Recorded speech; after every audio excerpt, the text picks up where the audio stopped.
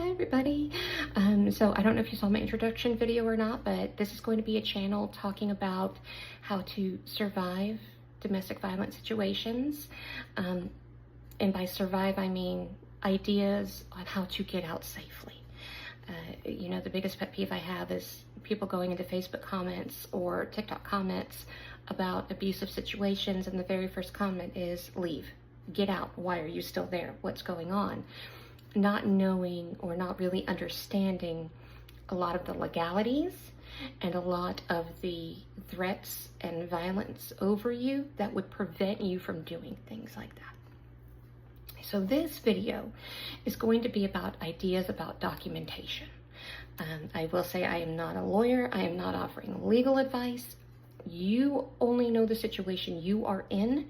The very first thing I'm going to ask you to do is be safe.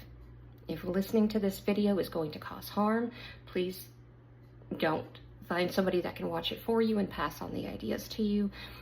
Watch it in a car, delete your history. I would recommend a public library to use the computer on so that the algorithms don't change based on your phone or computer. But that is my first thing, is to always be safe about doing this. And there are individuals that will look at your phone history, your YouTube history, your computer history. I will always take it to the extreme, the most unsafe situation I can think of. And then that way, whatever situation you're in, hopefully you can find something that helps you in that. But I am going to always take it to the most extreme because that's some people's life.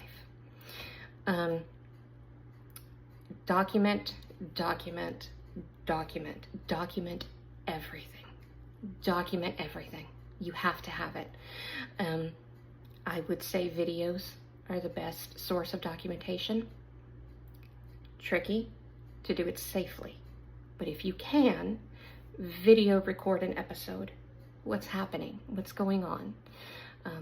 Is there a threat of intimidation? And what I say by that is, well, he hasn't laid hands on you, but they're breaking everything in the house around you. Just because they might have bought that TV, that is your property as well. And that is being used as a form of intimidation to get you to do what they are wanting you to do. Domestic violence isn't always about physical. It's most of the time starts with the mental and the emotional. That's how mine started. Most of the time alcohol and drugs can play a factor. That was also a key factor in the situation that I had on his part. So I say, if you can safely record it. If you cannot safely record it, write it down. I say write it down in a journal if you can hide it safely. If not, then I would say do a voice memo, create an email address that only you know about, that only you have access to, some random password that your partner could never guess in a million years, okay? Like blueberry waffles, I don't know, something crazy that they could never get into, and send it to your email that day. Dates and timestamps are important. So in your documentation, you want to include what happened. I was making breakfast and he came in from the bar, maybe at 6 o'clock in the morning from being out all night, was clearly intoxicated or under the influence of something, and then just got upset because I didn't put his boots where they belonged, and then he started throwing frying pans around the house, or he threatened to put my hand into the burning oil. He threatened to throw hot boiling water on me. So you have to document exactly what happened, okay? And don't be afraid to put things that you did as well. I saw the mood that he was in. I was trying to prevent an argument. I turned off all of the kitchen utensils and I walked into my bedroom. Well, then he followed me into the bedroom, and then he threatened to burn all of my clothes, tried to continue the argument.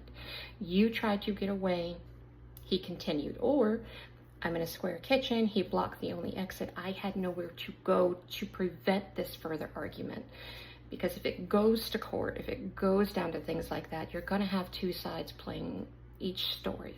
And there are two sides to every story. But from my experience, some of the questions that I got asked were, what did you try to do to get out? What did you try to do to leave the situation? Did you further the situation?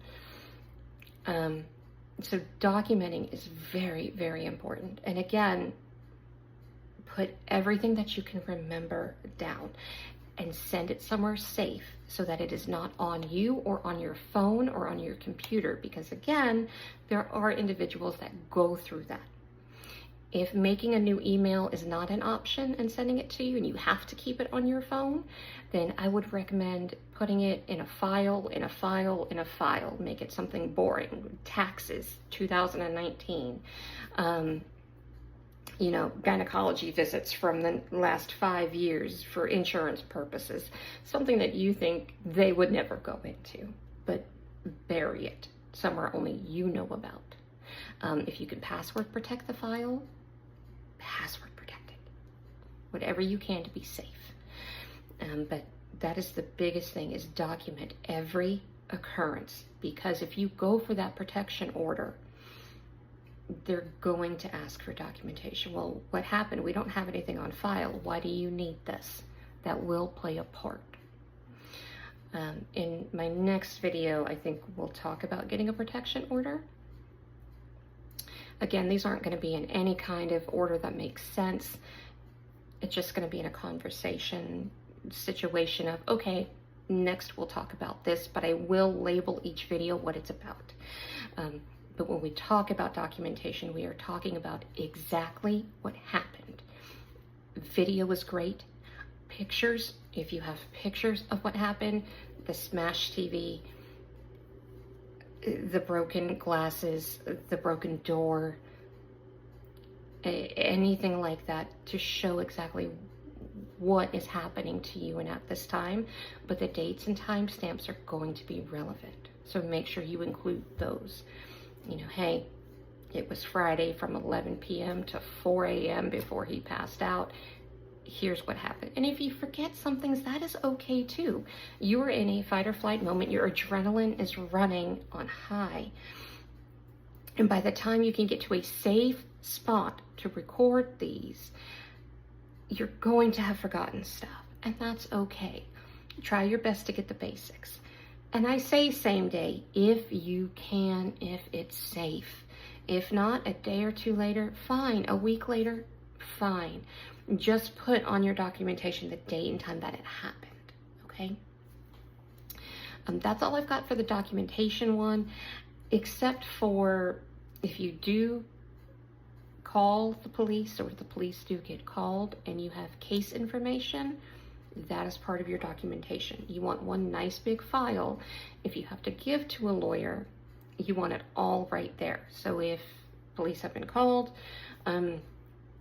you can go to the police station. Only you. They will only give it to the victim. But you can go to the police station and ask for a copy of the police records, and they will give it to you.